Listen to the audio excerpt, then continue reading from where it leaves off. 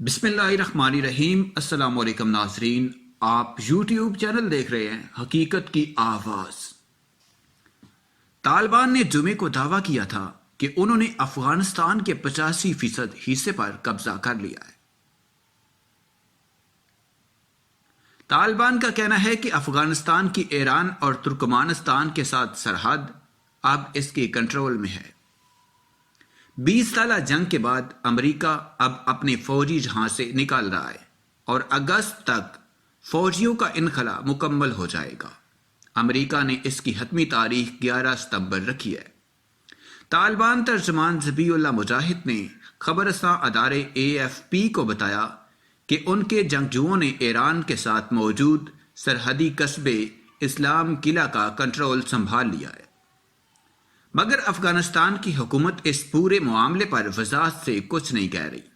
مگر اس سب کے باوجود امریکی صدر جو بائیڈن نے اپنے فیصلے کا دفاع کیا ہے۔ بائیڈن کا کہنا ہے کہ افغان مسئلے کا حل یہ نہیں کہ چیزیں جیسی ہیں ویسی ہی چلتی رہیں۔ بائیڈن کا یہ بھی کہنا تھا کہ وہ امریکیوں کی اگلی نسل کو افغان جنگ پہ نہیں بھیجنا چاہتے اور افغان اپنے مستقبل کا فیصلہ خود کر سکتے ہیں۔ افغانستان سے امریکی فوجوں کے انخلا اور طالبان کے بڑھتے ہوئے اثر و رسوخ کا بظاہر انڈیا پر گہرا اثر پڑ رہا ہے۔ اتوار کو انڈیا کے انگریزی اخبار دی ہندو نے صفحہ اول پر خبر شائع کی کہ طالبان کے بڑھتے ہوئے اثر و رسوخ کے پیش نظر انڈیا نے افغانستان کے شہر قندھار میں اپنے قونصل خانے کی بندش کا فیصلہ کیا ہے۔ اس اخبار کے مطابق 50 سفارتکار اور سیکیورٹی اہلکاروں کو انڈین ایئر فورس کی ایک پرواز کے ذریعے واپس لایا جا چکا ہے۔ انڈین حکام نے اخبار کو بتایا کہ حکومت نے یہ فیصلہ احتیاطی طور پر کیا ہے۔ 90 کی دہائی میں طالبان کا ہیڈ کوارٹر قندھار میں تھا اور طالبان اب ایک مرتبہ پھر قندھار کا کنٹرول سنبھالنے کی کوشش کر رہے ہیں۔ اس وقت تک انڈیا کا کابل میں سفارت خانہ اور مزار شریف میں اس کا قونصل خانہ بند نہیں ہوئے، مگر ماہرین نے خبردار کیا ہے کہ اگر طالبان اسی طرح پیش قدمی کرتے رہے تو انڈیا کے لیے کابل میں سفارت خانے کو محفوظ رکھنا ممکن نہیں رہے گا۔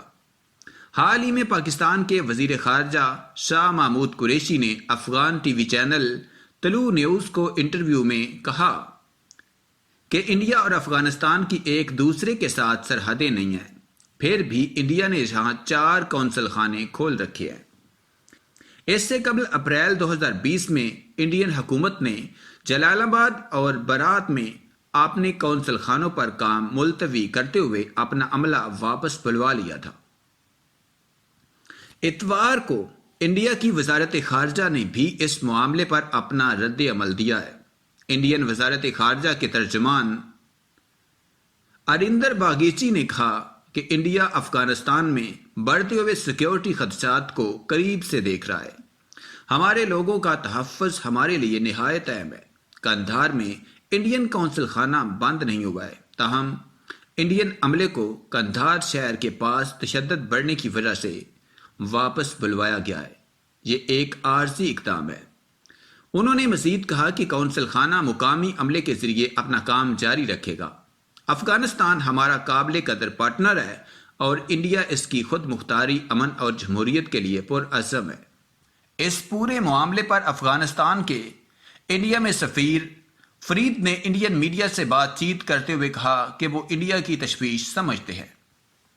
انہوں نے CNN نیوز 18 کو بتایا کہ افغان حکومت نہیں چاہتی کہ کوئی بھی قونصل خانے یا سفارت خانے بند ہوں، مگر ہم اپنے سفارتی عملے واپس بلوانے والے ممالک کی تشویش سمجھتے ہیں۔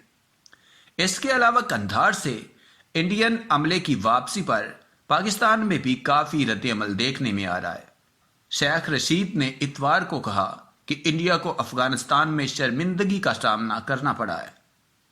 انہوں نے کہا کہ انڈیا کے پاس افغانستان سے اپنے عملے کو واپس بلوانے کے علاوہ اور کوئی چارہ نہیں ہے۔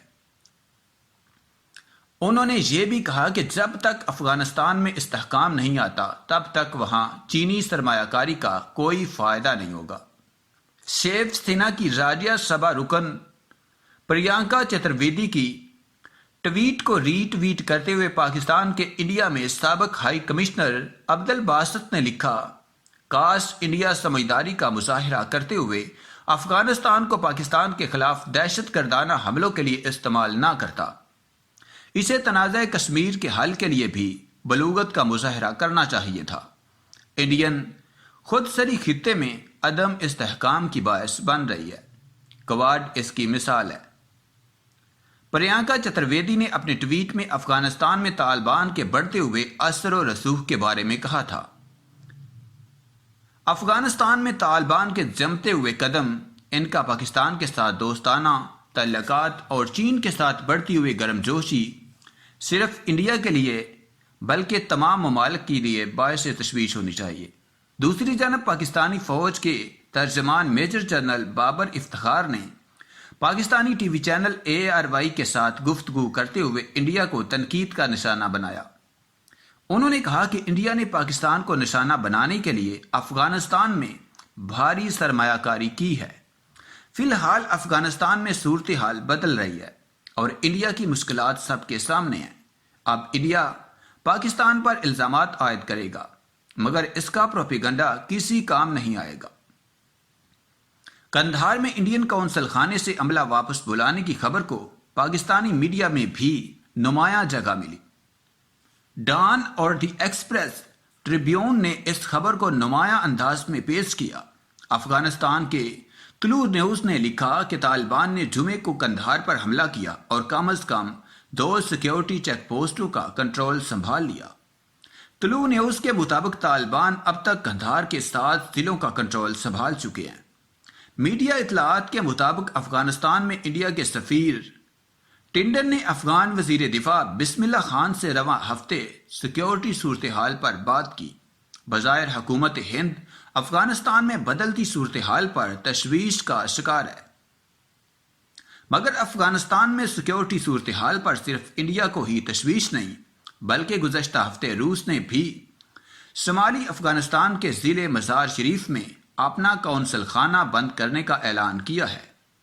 رواں ماہ کے اوائل میں چین نے بھی افغانستان سے اپنے 210 شہریوں کو واپس بلوا لیا ہے۔ امریکہ اب تک یہاں سے اپنے 90% سپاہی نکال چکا ہے۔ صدر جو بائیڈن نے کہا ہے کہ تمام امریکی سپاہی 31 اگست تک امریکہ چلے جائیں گے۔ رواں ماہ کے اوائل میں سابق افغان صدر حامد کرزئی نے دی ہندو کو ایک انٹرویو میں کہا تھا کہ امریکہ اپنے افغان مشن میں مکمل طور پر ناکام ہو چکا ہے۔ انڈیا نے افغانستان کے انفراسٹرکچر میں بھاری سرمایہ کاری کی ہے مگر یہ سب امریکی سپاہیوں اور جمہوری حکومت کی موجودگی کی وجہ سے ممکن ہوا تھا۔ اب کہا جا رہا ہے کہ افغانستان میں کنٹرول طالبان کے ہاتھ میں آنے کے بعد انڈیا کے لیے راستہ آسان نہیں ہوگا۔ طالبان اور پاکستان کے درمیان تعلقات متنازع رہے ہیں مگر طالبان اب تک انڈیا کے مخالف بھی رہے ہیں، یہ واضح حقیقت ہے، اور ایسی صورتحال میں طالبان کی افغانستان میں آمد انڈیا کے لیے دھچکے سے کم نہیں ہے۔